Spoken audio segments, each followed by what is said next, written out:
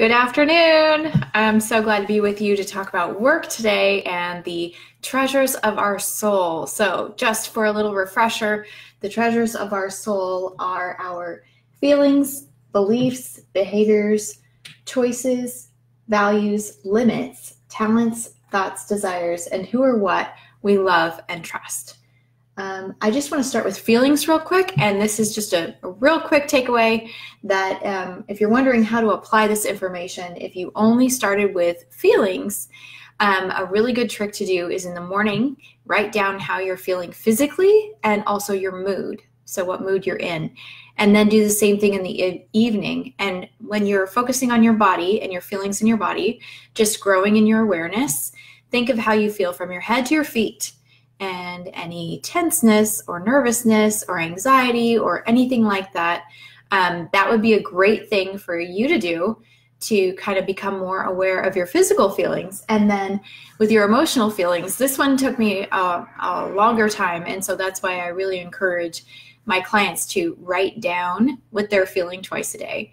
That has been huge for me. And especially as believers or Christians, you know, that knowing how we're feeling and becoming aware of that, that's one of those practices that makes it possible for us to connect more closely to the Lord.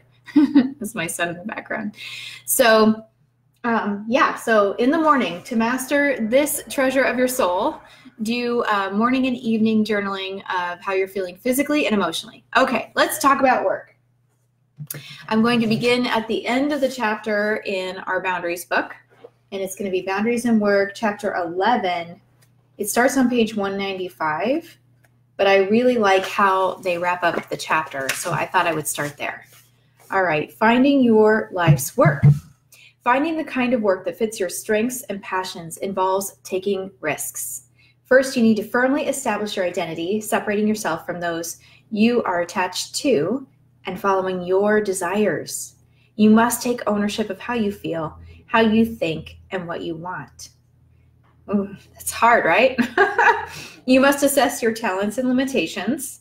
That can be hard too. And then you must begin to step out as God leads you. For God wants you to discover and use your gifts to His glory. He asks only that you include Him in the process. Quote, take delight in the Lord and He will give you the desires of your heart. Commit your way to the Lord. Trust in Him and He will do this. Psalm 37, 4-5. That reminds me of that Melanie Beatty quote that talks about who am I to play it small? And I just want to say, like, don't play it small. Be who you are. And that doesn't mean like go rob a bank because that's what you want to do. So don't think that's where I'm going with that. But instead develop these things, the treasures of your soul. Come to know them and embrace them and be aware of them and live out of them and take ownership of them, because at the end of life, nobody's standing with you before Jesus. It's just going to be you and Him. So knowing this stuff is really important. All right. Let's see. God also calls you to be accountable for what you do. Follow the ways of your heart and whatever your eye sees, but know that for all these things, God will bring you into judgment. It's Ecclesiastes 11:9.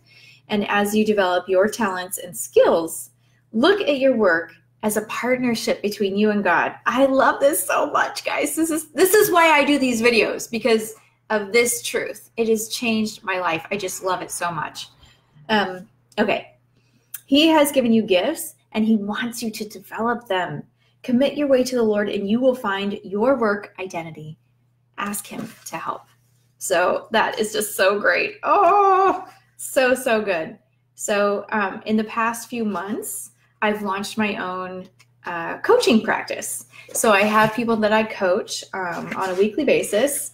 And I've got to tell you, it is like, I'm like, oh my gosh, why didn't I do this sooner? Because it is such a fulfilling role. And the work that I was doing before, I was just as convinced that that's what I was supposed to do at the time. So I understand that there are seasons to life. But I guess what I'm emphasizing is knowing my feelings, desires, beliefs, attitudes, and the limits of my family. Like the work that I was doing before was in ministry, and my husband and I just didn't have the capacity for it anymore. He had autoimmune disease. And after 3.5 years of struggling with that, we were just like, I think it's time to accept our limits. And we did. And now one of my coaching clients said to me today that I really need to write, that I need to put myself out there more in writing. So that was just so edifying, like to have somebody see your gifts and work with you on a daily basis and tell you that you're really good at what you do. Like that feels great. And then the other thing, one of my other coaching clients said that I'm tough, but I'm like marshmallow on the outside and tough in the right way. So and that made her feel loved. Like, that's so great, because life is hard. And when you're looking at your life and you're owning this stuff, you're owning your choices and your values and your limits, it can be really hard. You need somebody to come alongside you who's going to love you and edify you and encourage you, and who's also going to be tough at the right moments. And I just feel so honored to have discovered my work, like this book says, Boundaries and Work, and to get to share it with you. So I hope this is encouraging to you to think about and step out and take a risk and maybe apply this information in your own life to ways that are going to help you live more abundantly and be a blessing to those around you. Your gifts are in there. We just have to mine for them, right? They're treasures in ourselves. All right, page 195. I'm not going to read the whole chapter. There's a lot here, but I am going to go ahead and get started. Okay. In Sunday school, we were studying Adam and Eve and the fall. I learned that the fall was the beginning of everything bad.